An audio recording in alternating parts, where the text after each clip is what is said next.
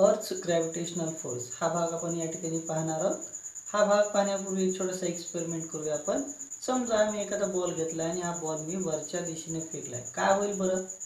हा बॉल तसाच वरचे वर जात राहील का? त्याची वेलोसिटी वरचे वर इन्क्रीज होत राहील का विथ द टाइम? होईल का? असं नाही होणार. का नाही होणार बरं? कारण या ठिकाणी याची जी काही वेलोसिटी आहे ती वरचे वर डिक्रीज होत जाते as the time increases. Okay, why it will happen? हे कशामुळे होत असतं बरं? It is happens due to the earth gravitational force. अर्थचा जो काही ग्रॅव्हिटेशनल फोर्स आहे तो अर्थचा ग्रॅव्हिटेशनल फोर्स या ऑब्जेक्टवर ॲक्ट होतो, ज्यामुळे the velocity of the object will decreases. Okay, या ऑब्जेक्टची वेलॉसिटी वरचीवर काय होत जाते? डिक्रीज होत जाते. आणि एक पॉईंट असा येतो की या पॉईंटला या ऑब्जेक्टची वेलॉसिटी बिकम झिरो, त्याची वेलॉसिटी झिरो होते. आणि वेलॉसिटी झिरो झाल्यानंतर काय होतं? Gradually this object will falls down. हळूहळू तो ऑब्जेक्ट आता खाली पडायला लागतो. खाली येत असताना त्याचं निरीक्षण केलं असेल तुम्ही तर काय होतं बरं? The velocity of the object increases as the time increases. म्हणजे जसं वेळ वाढत जाईल तसं त्याची वेलॉसिटी सुद्धा इन्क्रीज होत जाते. म्हणजे फॉर एक्झाम्पल एखादा ऑब्जेक्ट मी व्हर्टिकली अपवर्ड डायरेक्शनला थ्रो केलाय तर त्याची वेलॉसिटी हळूहळू डिक्रीज होत जाते. एका सर्टन पॉईंटला इट विल बिकम झिरो. त्या पॉईंट नंतर इट विल फॉल्स डाऊन, तो खालच्या दिशेने पडायला लागतो. पण खालच्या दिशेने पडत असताना काय होतं बरं? The velocity of the object now increases. त्याची वेलॉसिटी आता इन्क्रीज व्हायला लागते. And when he reaches the ground at that time the velocity of the object is the maximum. तेव्हा त्याची वेलॉसिटी मॅक्झिमम होते. Why this will happen? हे कशामुळे होतं? It happens due to the earth's gravitational force. Okay, the earth attracts every object near it towards itself because of the gravitational force. म्हणजे अर्थच्या जवळपास जो काही ऑब्जेक्ट आहे तो ऑब्जेक्ट अर्थच्याकडे ओढून घेते किंवा खेचून घेते. Centre of mass of earth is situated at its centre. So the gravitational force of any object due to the earth is always directed toward the center of earth. Because of this force, an object falls vertically downwards on the earth. Similarly, when we throw a stone vertically upward, this force tries to pull it down and reduces its velocity. Due to this constant downward pull, the velocity becomes zero after a while. The pull continues to exert and the stone starts moving vertically downward toward the center of the earth under its influence. According to Newton's law of gravitation, every object attracts every other object with a definite force, and this force of attraction between the two objects is called gravitational force of attraction. Okay, thus if the earth attracts an apple towards itself, the apple also attracts the earth towards itself with the same force. Okay, म्हणजे for example या ठिकाणी आपण अर्थ आणि एक Apple या दोन्हीचं जर उदाहरण कन्सिडर केलं तर अर्थ ॲपलला अट्रॅक्ट करते आणि ॲपल सुद्धा अर्थला अट्रॅक्ट करतो. का बरं? हा फोर्स ऑफ अट्रॅक्शन कशामुळे असेल बरं? because both the object have masses. The object which have mass they attract each other. म्हणजे ज्या ऑब्जेक्टला मास आहे ते ऑब्जेक्ट एकमेकांकडे अट्रॅक्ट करतात. Okay, why then does the apple fall towards the earth? म्हणजे हा जो ॲपल आहे तो ॲपल खालीच का पडतो बरं मग? म्हणजे अर्थ आणि ॲपल मध्ये एक ग्रॅव्हिटेशनल फोर्स ऑफ अट्रॅक्शन आहे आणि या दोन ऑब्जेक्ट मध्ये जेवढा काही ग्रॅव्हिटेशनल फोर्स ऑफ अट्रॅक्शन आहे तो कॉन्स्टंट आहे किंवा सेम आहे. म्हणजे ज्या फोर्सने ॲपल अर्थला अट्रॅक्ट करतो त्याच फोर्सने अर्थ सुद्धा ॲपलला अट्रॅक्ट करते. पण तरीही Apple false towards the earth. म्हणजे हा सफरचंद नेहमी खालच्या दिशेने पडतो. But the earth does not move towards the apple. म्हणजे जर दोन्ही मधला सेम फोर्स आहे, मग सेम फोर्स जर असेल तर ही अर्थ ॲपलकडे का ओढली जात नाही. याचं महत्त्वाचं कारण म्हणजे काय, तर या दोन्ही ऑब्जेक्टचे जे मास आहेत ते डिफरंट आहे. आणि आपण न्यूटन सेकंड लॉ ऑफ मोशनमध्ये पाहिलेलं आहे, the rate of change of momentum is directly proportional to the applied force. म्हणजे या ठिकाणी अर्थला जर आपल्याला अट्रॅक्ट करायचं असेल, ओके, किंवा अर्थला त्याच्या पोझिशनपासून आपल्याला डिस्प्लेस करायचं असेल, पुल किंवा पुश करायचं असेल, तर we required more amount of force. आपल्याला मोर अमाऊंट ऑफ फोर्स काय करावं लागेल, अप्लाय करावं लागेल. पण जर त्या तुलनेत जर आपण ॲपलचा विचार केला तर ॲपलचा मास कमी आहे आणि मास कमी असल्यामुळे ही required less amount of force to attract और टू पुल और पुश. त्याला पुल किंवा पुश करण्यासाठी less amount of force required. या अगोदरच्या एक्झाम्पलमध्ये तुम्ही पाहिलं असेल, एक मुलगा आहे आणि अर्थ आहे, या दोन्ही मधलं जे काही ग्रॅव्हिटेशनल फोर्स ऑफ अट्रॅक्शन आपण कॅल्क्युलेट केलेलं आहे ते आलेलं आहे 733 न्यूटन इतकं. ओके, म्हणजे तेवढं जे फोर्स आहे तेवढं फोर्स एखाद्या मुलाला अर्थकडे अट्रॅक्ट करण्यासाठी पुरेसं आहे. पण अर्थला जर मुलाकडे अट्रॅक्ट करायचं असेल, it is not enough. Okay, at that time we required more amount of force. आपल्याला त्या ठिकाणी जास्त फोर्स लागणार आहे. Okay, the gravitational force due to the earth also acts on the moon, because of which the moon revolves around the earth. आपण पाठीमागे सुद्धा पाहिलेलं आहे, centripetal force is nothing but it is the gravitational force of attraction between the earth and moon. Similar situation exists for the artificial satellite orbiting around the earth. The moon and the artificial satellites orbit the earth. म्हणजे जो काही आपला चंद्र आहे किंवा काही artificial satellite आहे ते नेहमी आपल्या पृथ्वीच्या फेऱ्या मारत असतात. The earth attracts them towards itself, but unlike the falling apple, they do not fall on the earth. Why? This is because of the velocity of the moon and the satellite along their orbits. If this velocity was not there, they would have fallen on the earth. म्हणजेच काय, समजा हे जे दोन object आहेत किंवा आपला moon जो आहे तो मून अर्थ सरफेसवर पडू शकतो का, बरं पडू शकेल, पण केव्हा, when he loses its velocity. जेव्हा तो त्याची वेलॉसिटी लूज करेल, at that time it will fall on the earth surface. तेव्हा तो अर्थ सरफेसवर पडू शकतो. किंवा moon also leave its orbit of revolution, but when the gravitational force of earth will not act on the moon.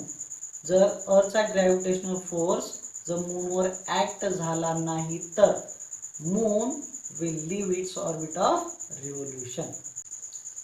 Earth's gravitational acceleration. We have already studied acceleration in the 9th standard. We can define it as the rate of change of velocity with respect to time is called acceleration. Okay, but here we have to discuss the earth's gravitational acceleration. या ठिकाणी आपल्याला earth's gravitational acceleration ही concept पाहिजे. The earth exerts the gravitational force on object near it. According to the Newton's second law of motion, a force acting on an object resulting in the acceleration. Thus, the gravitational force due to the earth on a body results in its acceleration. म्हणजे for example एखाद्या ऑब्जेक्टवर जर आपण force apply केला तर force apply केल्यामुळे change of motion occur होते आणि change of motion occur झाल्यामुळे the acceleration is produce in the object. आता या ठिकाणी जे काही ॲक्सेलरेशन प्रोड्यूस झालेलं आहे हे कशामुळे झालंय बरं, this acceleration is produced due to the gravitational force of attraction. That's why this acceleration is called as acceleration due to gravity and it is denoted by small g. Acceleration is a vector acceleration हा काय आहे, vector quantity आहे. आणि vector quantity म्हणजे नेमकं काय, the quantity which have magnitude as well as direction. ज्या क्वांटिटीला magnitude तर आहेच ॲज वेल ॲज डायरेक्शन सुद्धा आहे. आता मॅग्निट्यूड म्हणजे काय, the magnitude is nothing but its numerical value, ही त्याची न्यूमरिकल व्हॅल्यू आहे. आणि डायरेक्शन म्हणजे whether it is going in the east, west, north, south, upward, downward, forward, backward. Okay, these are the directions. Okay, so the quantity which required the magnitude as well as direction to represent it are called as vector quantities. As the gravitational force on any object due to the earth is directed toward the center. म्हणजे या ठिकाणी हा जो काही gravitational force आहे, या gravitational force ची direction आपल्याला माहिती आहे. It is always acts toward the centre of earth. The direction of acceleration due to gravity is also directed toward the centre of earth, that is vertically downward. So acceleration due to gravity is a vector quantity and its direction is always toward the center of the earth, or it is always vertically downward. Then think about it. यामध्ये आपल्याला काही question विचारलेले, what would happen if there were no gravity. जर आपल्या आजूबाजूला gravity नसली असती तर काय झालं असतं. म्हणजे फॉर एक्झाम्पल तुम्ही बऱ्याचशा वेळेस ते नासाचे काही व्हिडिओज पाहिलेले असतील ज्या ठिकाणी झिरो ग्रॅव्हिटी याच्या संदर्भात काही ॲस्ट्रॉनॉटच्या प्रॅक्टिसेस तुम्ही पाहिलेल्या असतील. The astronaut will feel they are weightless.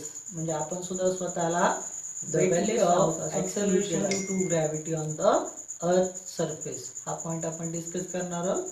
We can calculate the value of small g, that is acceleration due to gravity on the earth surface by using the Newton's universal law of gravitation for an object of mass m situated at a distance r from the center of earth. Okay, so according to the law of gravitation we can write F is equal to capital G capital M small m upon r square.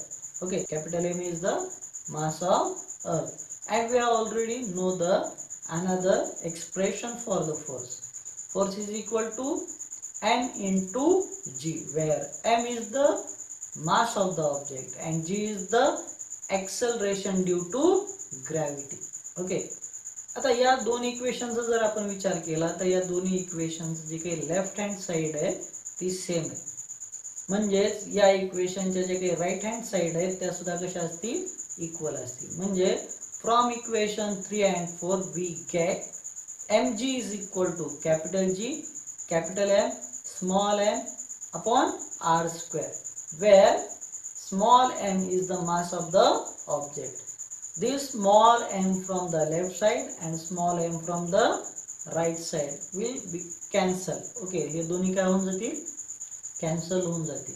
आणि आपल्याला small जी साठी expression काय मिळेल, small g is equal to capital G capital M upon R square, where capital G is the universal constant of gravitation and capital M is the mass of the earth and r square is the distance of the object from the center of earth. Okay, आता या ठिकाणी आपल्याला जे मिळालेलं expression आहे small g is equal to capital G capital M upon r square, यावरून आपल्याला काही सजेस्ट होतं का पहा बरं. ओके, म्हणजे या ठिकाणी जर आपण पाहिलं तर यामध्ये स्मॉल m दोन्ही साईडला नाहीये. म्हणजे याचाच अर्थ काय, तर acceleration due to gravity is not depends on the mass of the object. म्हणजे त्या ऑब्जेक्टच्या मासवर डिपेंड आहे का, नाहीये. त्याच्याशी रिलेटेड आपण एक छोटासा एक्सपेरिमेंट पाहणार आहोत जो नासाच्या एका लॅबमध्ये केलेला आहे. तो आपण एक्सपेरिमेंट या ठिकाणी पाहू. Tons of air. Galileo's experiment was simple. He took a heavy object and a light one and dropped them at the same time to see which fell fastest.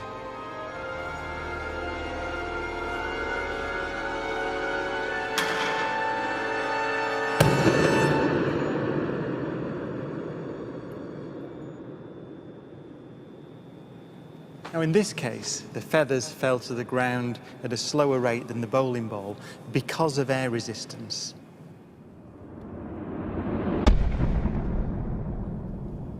So, in order to see the true nature of gravity, we have to remove the air. Okay, we dropped 2 millitorr in the last 30 minutes. But once it's complete, there's a near perfect vacuum inside. 6104 manual, 10% open. Station 1, go for drop. PCV 30-1, pressure set point at 240 psi. We are go for drop. 10, 9, 8, 7, 6, 5, 4. Cameras on. 2, 1. Release.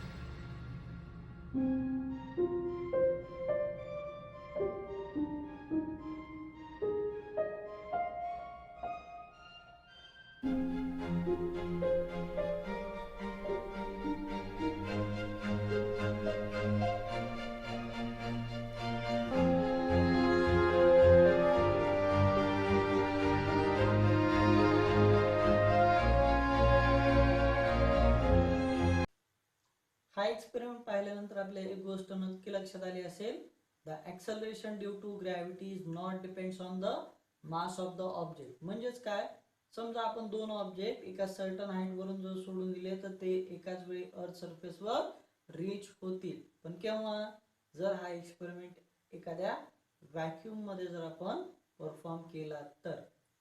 Okay, त्यानंतर पुढच्या भागाकडे वळू आपण acceleration due to gravity यासाठी एक formula किंवा एक expression आताच डिराइव्ह केलेलं आहे. Small g is equal to capital G capital M upon R square, where capital G is the universal gravitational constant, capital M mass of the earth, small r it is the distance of the object from the center of earth. Okay, जर समजा या ठिकाणी आपण या सगळ्या values जर put up केल्या तर small g is equal to, याची जी काही व्हॅल्यू आहे ती 9.77 मीटर पर सेकंड स्क्वेअर एवढी आपल्याला मिळते. Okay, this acceleration depends only on the mass m capital M and radius r capital R of the earth, and so the acceleration due to gravity at a given point on the earth is same for all the object. It does not depends on the property of the object. म्हणजे ऑब्जेक्टच्या physical property वरती depend नाहीये. Okay, मग आपण मग ही जी काही value आहे acceleration due to ग्रॅव्हिटीची जी आपण आताच काढली आहे 9.77, whether it will be constant on any part of the earth. म्हणजे ही अर्थच्या कोणत्याही पार्टला कॉन्स्टंट आहे का बरं. variation in the value of acceleration due to gravity, that means the value of acceleration due to gravity is changes. Okay, आणि ही कोणकोणत्या बाबतीने किंवा कोणकोणत्या प्रकारे चेंज होते त्याविषयीचा भाग आपल्याला पाहायचा आहे. Change along the surface of the earth, म्हणजे पृथ्वीचा आकार ज्या पद्धतीने बदलत जाईल त्या पद्धतीने ऍक्सलरेशन ड्यू टू ग्रॅव्हिटी सुद्धा काय होते, चेंज होते. आणि पृथ्वीचा आकार कसा आहे बरं, whether it is a complete और एक्झॅक्ट स्पेरिकल. तो एक्झॅक्टली स्पेरिकल आहे का, नाहीये, तर तो थोडासा इलेप्टिकल आहे. आणि हा इलेप्टिकल काय, तर ड्यू टू इट्स रोटेशन. आणि रोटेशनमुळे काय झालेलं आहे, the earth bulges at equator, इक्वेटरला ती थोडीशी फुगीर आहे. And it is flatter at the pole, पोलला ती flatter, due to which its radius is largest at equator and smallest at the pole. The value of g is thus highest. It is 9.832 meter per second square at the pole Okay, the value of G is highest at the pole where the radius is the smallest. So when the radius decreases, the acceleration due to gravity increases and this acceleration due to gravity slowly decreases at latitude. म्हणजे लॅटिट्यूडला ही हळूहळू कमी कमी कमी कमी होत जाते. It is the lowest at equator. It is 9.78 metre per second square. Okay, आता ह्या इक्वेटरला ही स्मॉलेस्ट काय किंवा लोएस्ट काय, because the radius is the largest at equator. इक्वेटरला रेडियस कशी आहे, लार्जेस्ट आहे. त्यामुळे value of acceleration due to gravity is the lowest at the equator. Okay, आता या ठिकाणी आपण पाहिले change along the surface of earth. मग फक्त अर्थच्या सरफेसनुसारच चेंज होते का, नाही. तर सेकंड फॅक्टर जो आहे तो आहे चेंज विथ हाईट. म्हणजे हाईट ज्या पद्धतीने बदलत जाईल त्या पद्धतीने ॲक्सलरेशन ड्यू टू ग्रॅव्हिटी सुद्धा काय होते, चेंज होत जाईल. फॉर एक्झाम्पल आपण अर्थ सरफेसचा जर विचार केला, whether the earth surface is at the same height from the sea level at each and every point. नाही आहे, प्रत्येक पॉईंटला सी लेवलपासून जी हाईट आहे ती वेगवेगळी. फॉर एक्झाम्पल आपण जर आपल्याकडला सी लेवलचा जर विचार केला तर सी लेवलला आपण जी काही अर्थ सरफेस आहे त्याची हाईट आपण 0 कन्सिडर करू. समजा फॉर एक्झाम्पल आपण या ठिकाणी माजलगावमध्ये राहतो. माजलगावमध्ये जर विचार केला तर माजलगावची जी काही हाईट आहे from the sea level it is near about 550 metre. जर समजा आपण माउंट एव्हरेस्टवर जर गेलो तर माउंट एव्हरेस्टवर सी लेवलपासून हाईट किती आहे, तर ती आहे 8846 मीटर. म्हणजे the height of the earth surface from the sea level it varies. ती काय होते, बदलत जाते.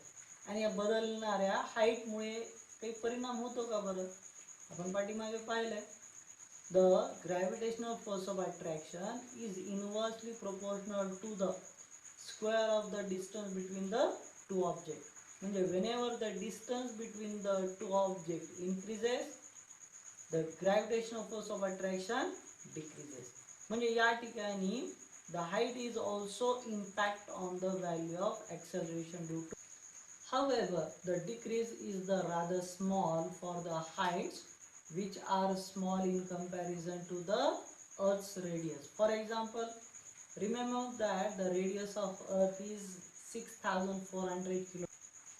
If an aeroplane is flying at a height of 10 km above the surface of the Earth, its distance from the Earth's surface changes from 6,400 to 6,410 km, and the change in the value of the G due to it is negligible.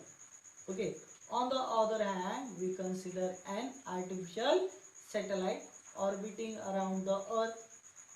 We have to take into account the change in the value of G due to the large change in the distance of the satellite from the center of Earth. Some typical heights and the value of G square. The value of acceleration due to gravity is also changes with the depth. Okay, म्हणजे for example if we are going inside the earth सरफेसच्या जर आपण खाली जात असू तर value of G change होईल का, okay, it will changes. And how it will changes, okay, the value of R in the equation decreases. आरची व्हॅल्यू डिक्रीज होते. मग आरची व्हॅल्यू डिक्रीज होत असेल तर ॲक्सलरेशन ड्यू टू ग्रॅव्हिटी काय व्हायला पाहिजे, इन्क्रीज व्हायला पाहिजे. पण या ठिकाणी when we are going inside the earth at that time the acceleration due to gravity will not increases. increase होते का, नाही, तर it will decreases. but according to the formula नुसार ते increase व्हायला पाहिजे. but why it will decrease, ते decrease का होते, the part of earth which contributes toward the gravitational force of attraction. felt by the object is also decreases, which means that the value of m to be used in the equation is also decreases. And we know that the acceleration due to gravity is directly proportional to the mass of Earth.